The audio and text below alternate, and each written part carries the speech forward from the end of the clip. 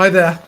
This video is specifically for people who need to sell their home in 2024, but any time, but especially 2024. My name is Charlie Lambden. This is Moving Home with Charlie. I am also the founder of a company called BestAgent, and I've been a supplier of technology and marketing services to estate agents for well over 20 years. And my website, BestAgent, also has property market information. So I also have a very good feel of what's happening in the market. Now, if you are in a market where it's really strong and everything's going fine and the house prices are going up, you don't need to watch this video. It might still be helpful. But if, like most people in the UK at the moment, or certainly in England and Wales anyway, you are finding it or hearing that it's challenging to sell your home, this video is for you. In 2023, most people who tried to sell their home didn't sell it at all. And of the ones who actually managed to agree a sale, 40% of those had that sale fall through. So if you are in a position where you need or you must sell your home, and you need to have that sale completed this year without fail, then I hope you'll find this video helpful. I've also linked below. This is a video to accompany my blog post of the same title, the 8 things I would do if I was selling in 2024. I will also put this video on that page, so hopefully they'll both be together. Before I get into the 8 things, a few things you need to know up front, especially if you're a first-time seller. Number 1, actually getting a home sold is massively more difficult, challenging, and complicated than anyone realizes until they try and do it, even in a good market, let alone in a bad market. Below, I've linked to something called the steps. It's the 32 steps an agent must go through to sell your home. Just have a look at that. Look at how many steps there are, and go. Just step back and don't think to yourself, "Oh, they just whack on Rightmove and I get these." Okay, it's much more complicated than that. Ask yourself why most people who tried to sell last year didn't. Don't think it's easy. If you think it's easy, don't need to watch this video. Off you go and good luck. But start by understanding just how challenging it really is, even in a good market, let alone a difficult market to sell your home.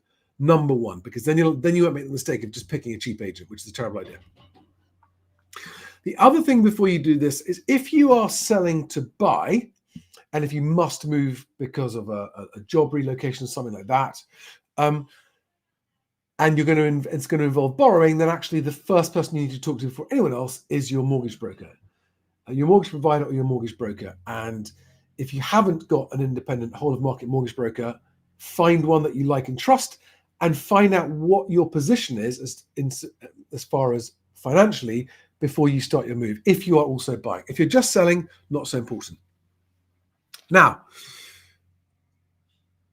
the first step I'm going to say is not to choose an agent, okay? Because the whole idea of this video is for you to maximize all of the variables, and there's a long list of variables, to improve the chances of your home selling quickly. So, whilst I said I think 8 steps how to almost guarantee, if you follow all of these steps, you will get it sold unless you're extremely unlucky and something completely out of your control happens.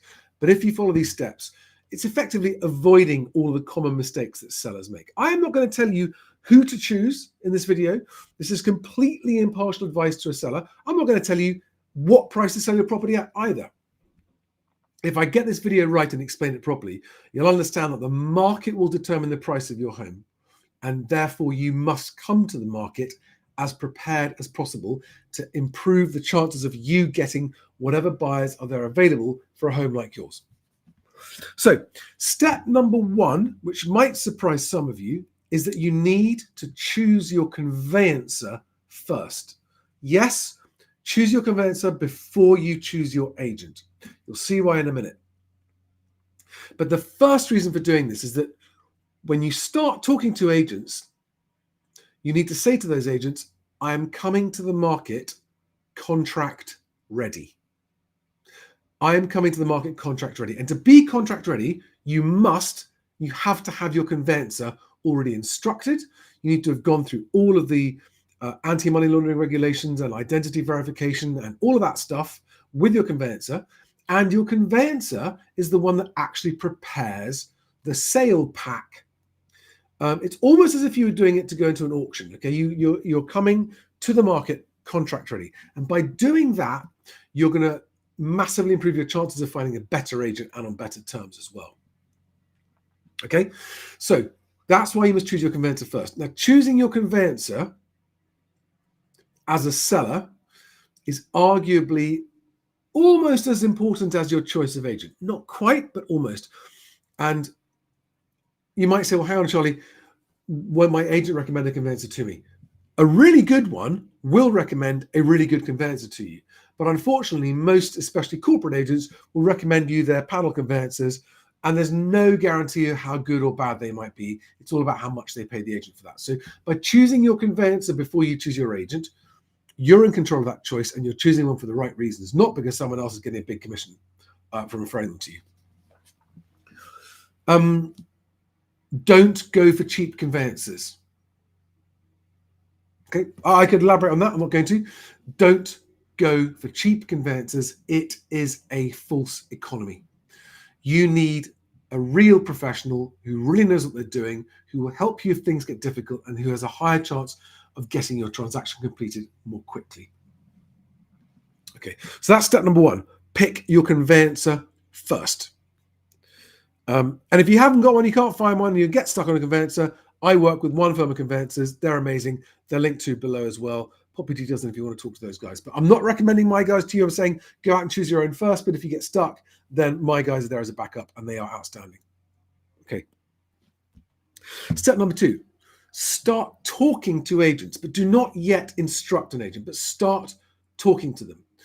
And part of the process of this is you want to, first of all, rather than shortlisting the agents you do want to talk to, you need to begin by shortlisting the agents that you don't want to talk to. And these include two categories. Number one, any agent that insists on a long-term sole agency contract, i.e. 3 months or 6 months, some of them ask for. No, you won't be talking to those guys. So rule out anyone that insists on a long-term sole agency contract. Just rule them out. And if they talk to you, say, well, hang on, we have to have this. Say, no, you don't have to have it. There are other agents that will sell my house without that. So unless you're prepared to waive that or bring it right down to an acceptable level, like maybe 6 weeks or something, then rule them out. The second one to rule out, you should go to one of the property sites, whichever one is your favorite, and look up properties like yours in your area where you live, and then list them in order of oldest listed first, which you can do on Rightmove, or biggest reduction, which you can do on Zoopla. And just scroll through all the properties that come up in your area that are similar to yours, and look for the agents that are the frequent offenders. And look at, because on Rightmove, for example, it shows you when they have their last price reduced. Let me give you an example. Okay, I put in Dudley on here earlier. Properties for sale in Dudley, 3-bedroom properties for sale in Dudley. And I listed them but in order of oldest listed first. So let's just go up to the top here so you can see that, right? There you are, oldest listed. Okay, and ignore the top one because the top one's always a featured property, just not what you've asked for. And then start looking at this, and you'll see how long they've been on there. So 8th of February 2022, that's nearly 2 years that's been sitting there. Why has that agent got a 2-year? Now, sometimes there's a good story for one of these. Added to this one, Purple Bricks, added in May 2022. That's 18 months ago. And then if you look at the ones that were reduced a long time ago, so that one was reduced over a year ago by 100 Acre Estates. Keep going down and you'll see, so reduced, again, that's over a year ago that Connells reduced that one. 100 Acre Estates, again, added just over a year ago. Because these ones are the ones that tend to, here we are, added on February, so a year ago by Connells. Skits, to see if you start to see repeat offenders. Okay, look at this one, reduced 7 months ago by Strike, reduced 7 months ago by Purple Bricks. 7 months they've been sitting there. These are agents you don't want to be working with if you want to sell quickly. These guys, G&T Properties, got 2 in a row there, reduced on the 19th of May, reduced on the 19th of May. All right. And if you want to see these price reductions on here, then you need to add the property log Chrome extension. It only works in the Chrome browser. But just go and look for the property log Chrome extension, add it in, and then you can see the price reductions here. So these are ones that have probably been on the market a long time and or were reduced a long time ago. All right.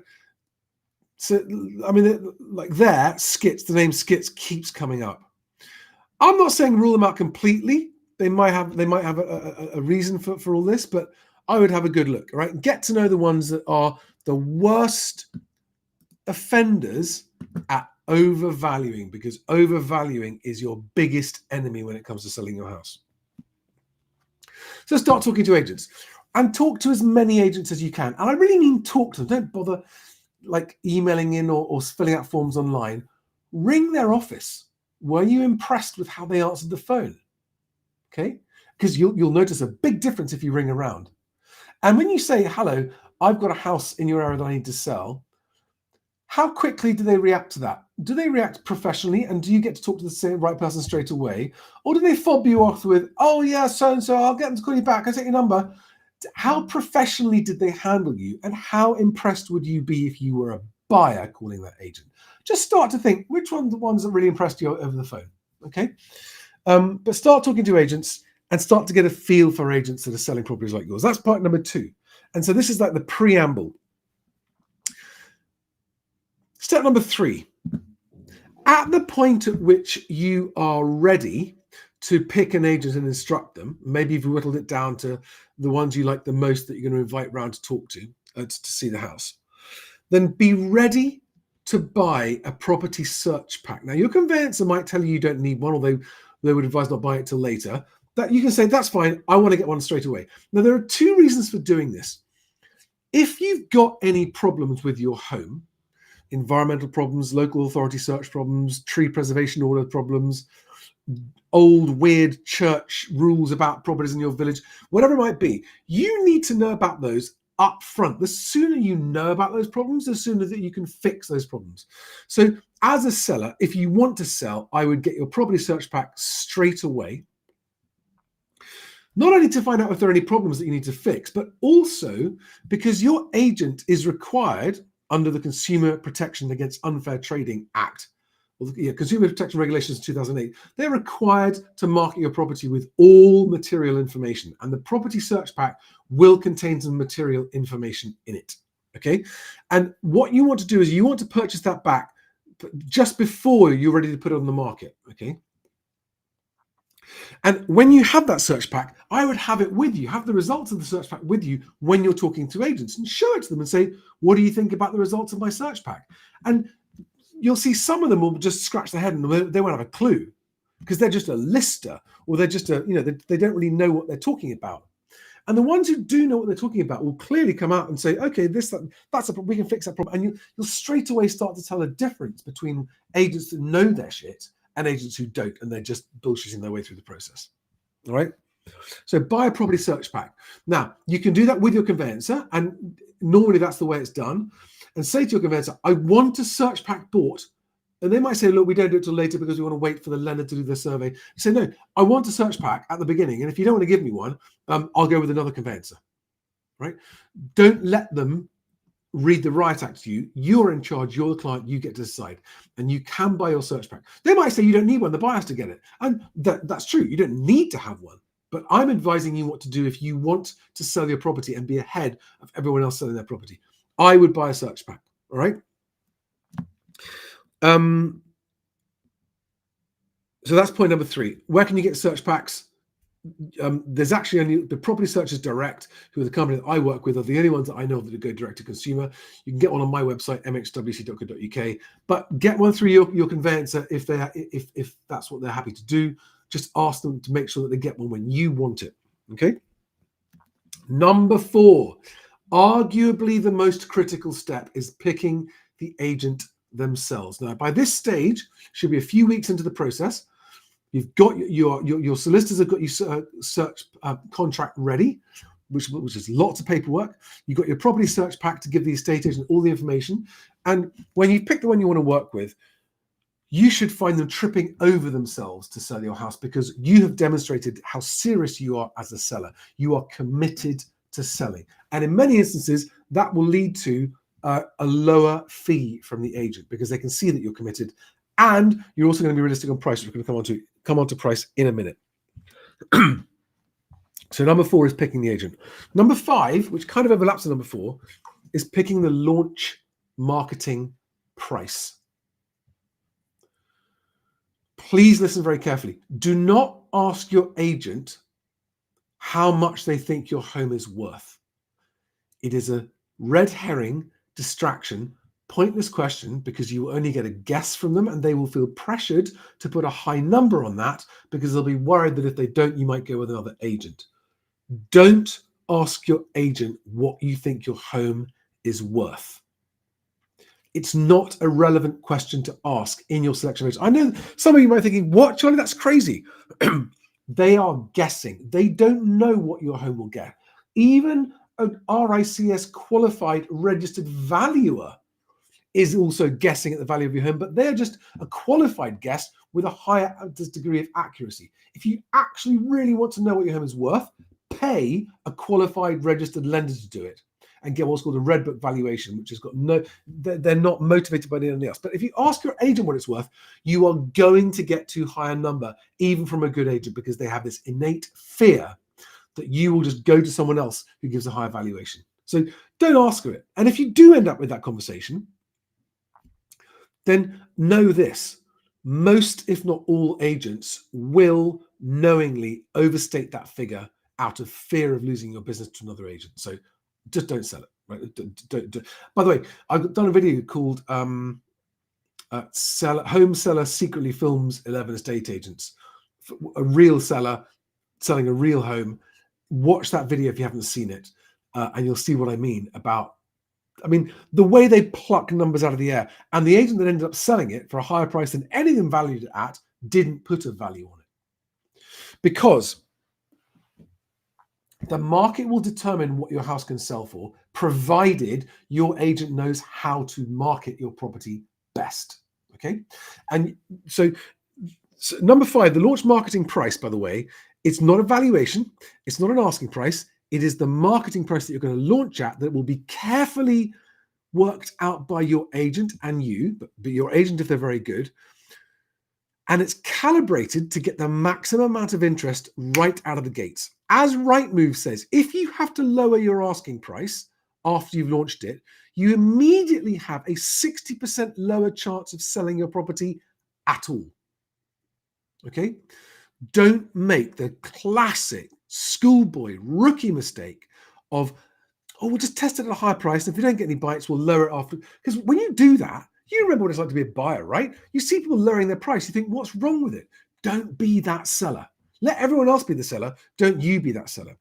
By getting the marketing price just right, you will get the maximum number of inquiries at the beginning. You will create a competing bidder environment. And the market will tell you what the highest price for your house you can get. The agent will talk you through that process.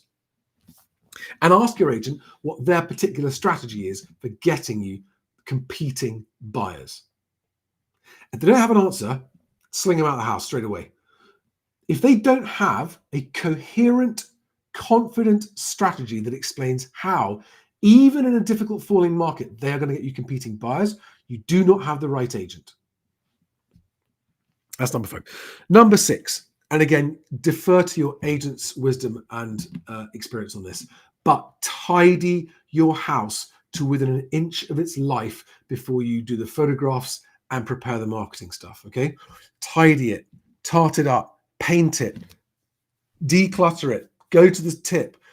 I cannot tell you how many people harm the chances of selling their house because they can't be bothered or they don't have time to declutter it. I know when you're busy, it's really difficult, but that's what you need to do. Be guided by your agent. Get your house looking really nice before the photographs are taken.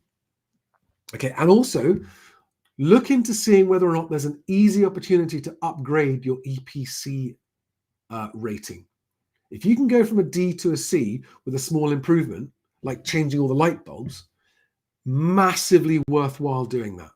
If it's a bigger job to upgrade it, maybe not. But if there's an easy upgrade to be had on your EPC rating without too much expense or time, always do that, because right now, with high fuel prices and high cost of living, people looking for homes are very, very cost conscious, and the energy performance certificate is a major consideration for cost conscious buyers. Okay, so that's number 6. Tidy it, touch it up, maybe upgrade the EPC as well if you can. Before number 7. Now, number 7 is the photography, and you should be insisting on professional photography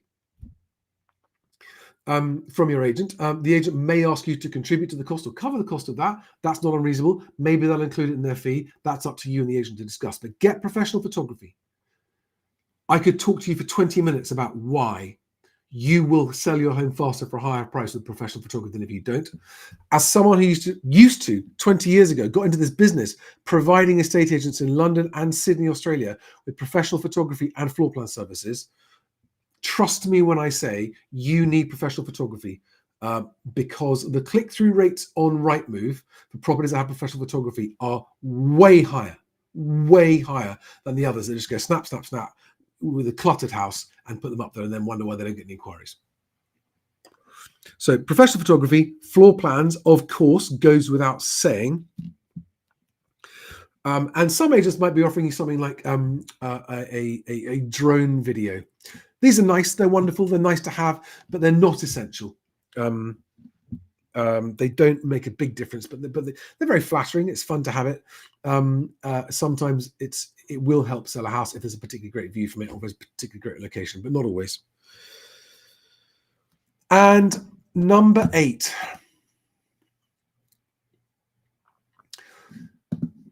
Before you pull the trigger, agree the launch plan with your agent and work with them. When you hire an agent, you are effectively becoming a team with that. They can't do it on their own. They need your active participation and cooperation. Make it easy for them to book viewings. Make sure they've got a set of keys. Be flexible on viewing times. I mean, the number of people at times I hear about sellers going, oh, no, we don't want a viewing on Thursday. Can they come next week? You're not serious about selling, and you're going to miss out buyers if you do that. Work with your agent and say to your agent, what can I do to help make this process more successful? Please tell me. So you are in a team with your agent, right? That's 8 minutes. So that's 8 steps. I've been rambling on for long. I wanted to get this done in 10 minutes. It's taken 22. If you haven't seen the blog post page, I've written all this out in slightly shorter form on that. I've linked to that in the description below this video.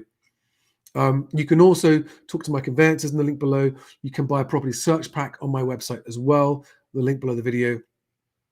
And if you're struggling, I know some of you are, because I've had messages from some of you. If you're on the market with an agent, you've got no viewings and everything else, and you want to talk to me, you can book a video call with me, 1-to-1 private video call, 30 minutes. Link for that is below as well. Thank you for watching. Do we have any seller questions?